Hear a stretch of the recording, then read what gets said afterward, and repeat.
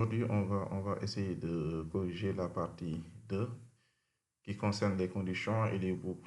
Donc, premier exercice, on dit vérification de l'âge. Crée une variable de l'âge et utilise une condition pour afficher si la personne est majeure, c'est-à-dire la personne a 18 ans et plus, sinon la personne est mineure. Bon, on lance notre VS Code.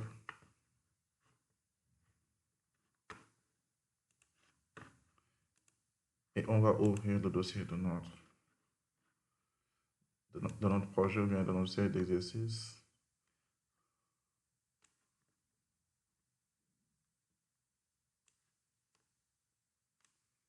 PC, disque local C,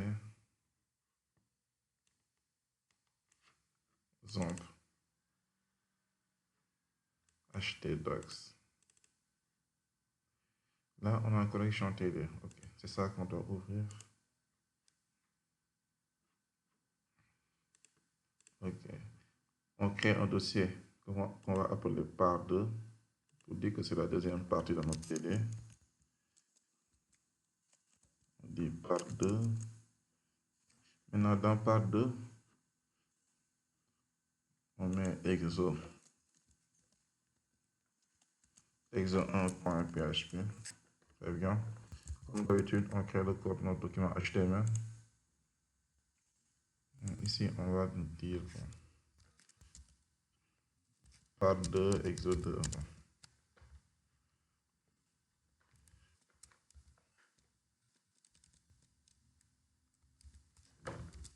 On ouvre notre balice PHP. Bon, on va juste tester pour voir si tout est OK, quoi. On peut accéder à ce fichier et tester le projet. Bon, je mets juste code OK. Après, on lance notre navigateur.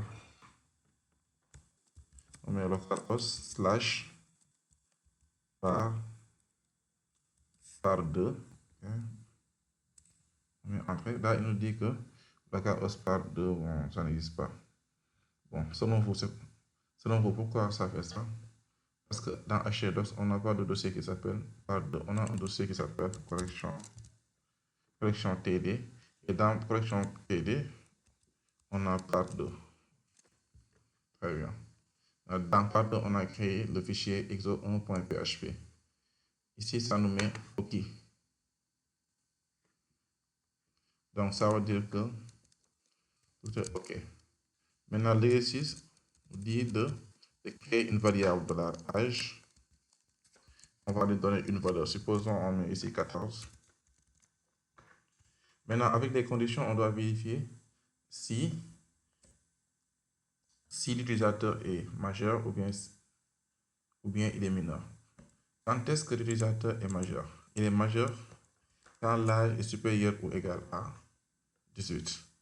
Ici, on va vérifier avec l'instruction if $âge supérieur ou égal à 18. Alors,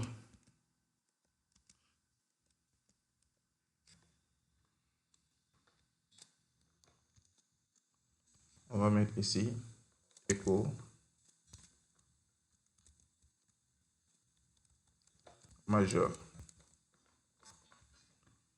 Donc ici, on va tester au niveau du navigateur. Là, de l'âge, on lui a donné la valeur de 14.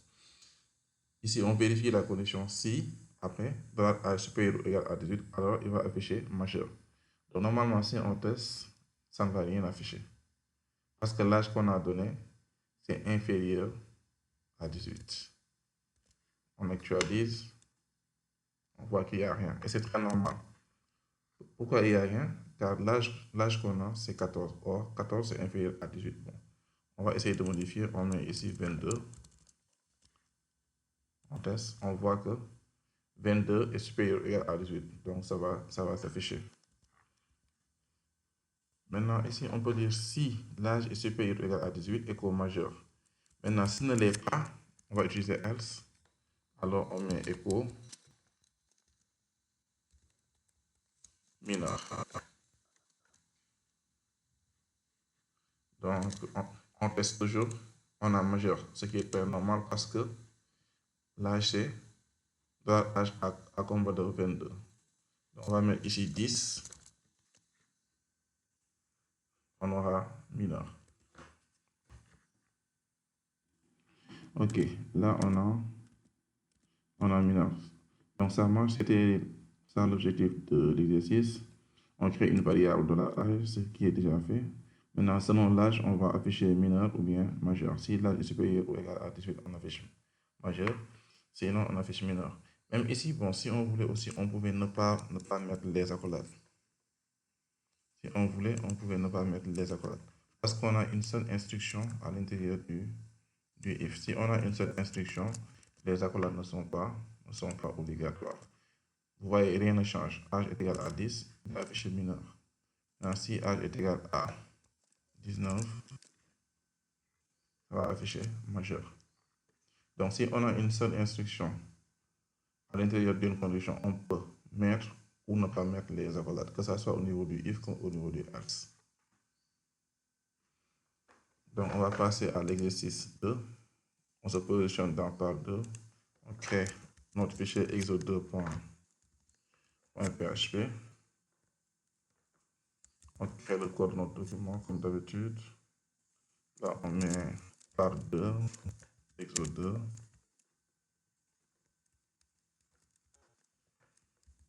Ok. D'accord.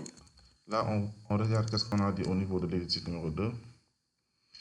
Nombre pair ou impair. Crée une variable $nombre et utilise une condition pour vérifier si le nombre est pair ou impair. D'accord.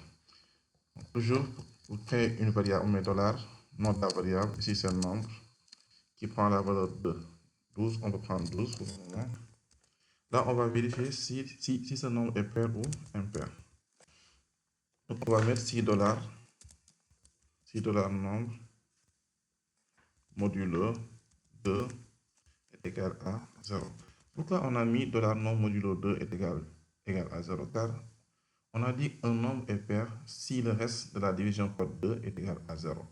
Or, pour avoir le reste de la division par 2, on utilise l'opérateur modulo. Égal à 0, c'est pour vérifier la condition si c'est égal à 0. Après, on ouvre les accolades. Et on met écho. On peut dire $nombre et pair. Sinon, else, on met écho $nombre et impair. On teste. Ici, à la place de exo 1, on va mettre exo2.php. Là, il dit 12 est pair. Très bien. Bon, on va essayer avec un nombre impair. Si on choisit 5, il va nous dire que 5 est impair. Très bien. Maintenant, toujours, bon, ça c'est juste un rappel. Il faut faire aussi attention aux points virgules. Si vous oubliez les points virgules, vous aurez des erreurs. Mais juste quand vous avez ces genre d'erreurs, il faut toujours lire votre écran. Ici, il va vous dire que vous avez un problème de syntaxe et il va vous indiquer sur quelle ligne vous avez cette erreur-là. Ici, il a dit ligne 12. Des fois, il peut dire ligne 12 alors que c'est ligne 11. Donc, quand on vérifie bien, on sait que là, on a oublié un point virgule.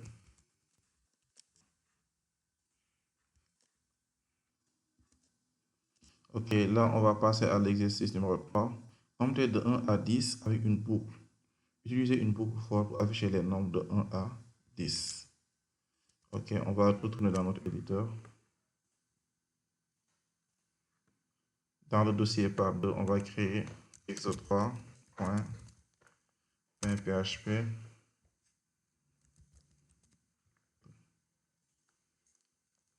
Là, on met exo. Là, on met exo3. Maintenant, avant exo3, on va mettre par2. Ok, très bien.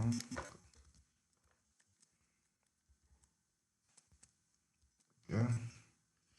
Maintenant, compter de 1 à 10 avec une boucle. Utiliser une boucle for pour afficher les nombres de 1 à 10. Donc ici, on va utiliser la boucle for. Et on va utiliser le compteur $i. On va initialiser à 1. Pourquoi à 1? Car on a dit compter de 1 à 10. Donc on commence par 1. OK. $i inférieur. On peut dire $i inférieur à 11. Ça veut dire qu'il va compter de 1 jusqu'à 10. Car on a dit inférieur à 11. Ou bien on peut dire aussi $i inférieur ou égal à 10. Ça veut dire que 10 va en faire partie. C'est la même chose. Après, on met ici $i++ pour l'incrémentation. Après, on ouvre les accolades, on met écho $i. Si on met écho $i, ce qu'il y a à l'intérieur de la boucle, ça va se répéter plusieurs fois. Une fois, deux fois, trois fois, jusqu'à 10 fois. À la première répétition, $i va être égal à 1. À la deuxième répétition, $i va être égal à 2. Ainsi de suite jusqu'à 10. Parce qu'on a mis ici inférieur à 11. Donc 11 n'en fait pas partie. Donc si on teste au niveau du navigateur, bon, ça c'est l'exercice numéro 2. Donc on change juste 2, on met 3. Ici, il a compté de 1 jusqu'à 10. Mais il y a un petit problème là, c'est collé. Donc, si on veut, on peut les espacer en mettant juste espace après le i. Ça marche. Donc, si on veut afficher un chiffre, après on part à la ligne, on met juste aussi vert. On utilise la balise vert qui va nous permettre d'aller à la ligne. Bon, maintenant c'est à vous de voir ce que vous préférez, mais moi je préfère afficher espace pour ce cas-là. Bon, la même chose aussi avec les conditions. Si on a juste une seule instruction à l'intérieur de la boucle, on peut ne pas mettre les accolades. On peut ne pas mettre les accolades. Et ça va marcher. Ça sera la même chose. Mais quand on a plusieurs instructions, on met des accolades.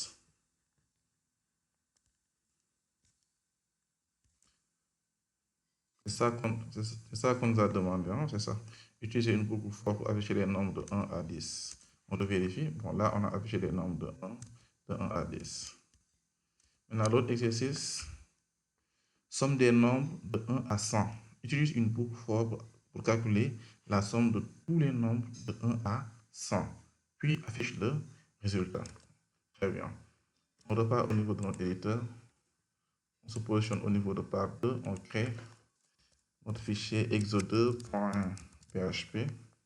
Bon, autant pour moi, j'ai dit exo2. On a déjà créé exo2, donc ici c'est exo4.php. Ok. Maintenant là, qu'est-ce que ça dit? Bon. Comme titre, on va mettre par 2 exo2. Par 2 exo2. Bon, vous pouvez le nommer aussi comme vous voulez. Hein. Si vous voulez, vous mettez somme nombre, c'est à vous de voir. Ok. Maintenant là, on va créer notre balise PHP. Ok. Ok, très bien.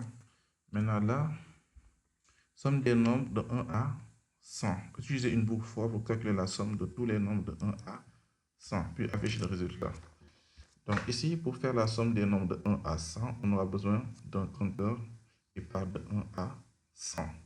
On aura besoin aussi d'une variable de la somme qui va contenir la somme des nombres de 1 à 100. Donc ici, on va créer une variable de la somme qu'on va initialiser à 0. Maintenant là, on utilise notre boucle for $i égale 0. Bon, qu'est-ce qu'on a dit d'abord avant que je ne... Bon, on a dit de 1 à 100. Ok, très bien. Si c'est de 1 à 100, donc on va commencer par 1. Là, i égale 1. Là, i inférieur ou égal à 100. On peut mettre aussi juste $i inférieur à 101. Point virgule, dollar et plus. Après, on ouvre les accolades. Bon. Après, on met dollar somme en la valeur de dollar somme plus dollar i. Très bien. Puisqu'on a dit la somme des nombres de 1 à 100. Donc ici, on va utiliser notre variable dollar somme qu'on a initialisée à 0. Maintenant, à l'intérieur de la boucle, dollar somme, à la première itération, dollar somme va être 0 plus 1. N'est-ce pas? Donc, dollar somme est égal à 1. À la deuxième répétition, on aura dollar somme égale 1 plus 2 est égal à 3. Maintenant, ainsi de suite jusqu'à la fin. À la fin de la boucle, il aura fait la somme de 1 plus 2 plus 3 plus 4 jusqu'à 100. Donc, ça veut dire que quand on sort de la boucle, on a la somme des nombres compris entre 1 et 100. Donc, on met ici écho. La somme est la somme des nombres compris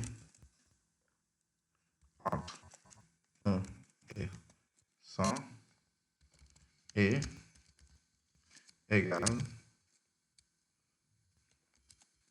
à de la somme. Après, on met point virgule. Donc, on teste. Très bien. Là, on a mis la somme des nombres compris entre 1 et 100 est égale à 5050. Bon, 5050. Bon, on va vérifier. Bon, juste, on va faire ça. C'est juste pour vérifier.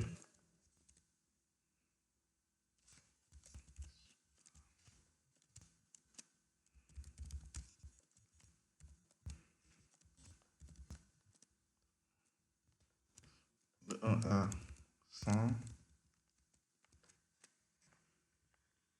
Très bien.